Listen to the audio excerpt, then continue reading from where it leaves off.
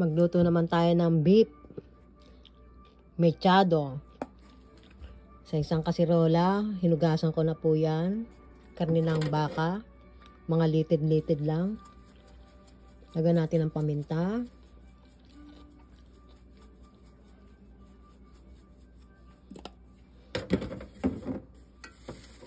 Toyo.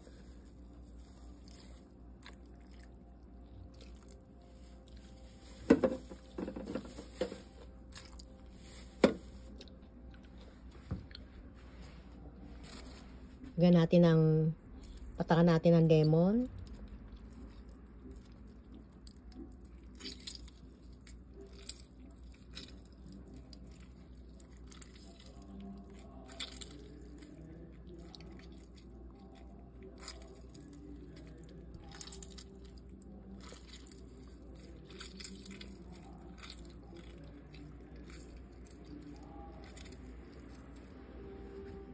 Pakuluan po natin yan.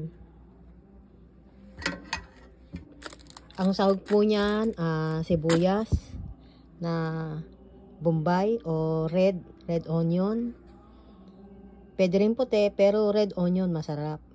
Kamatis, patatas. Pakuluan muna natin to para lambutin natin siya.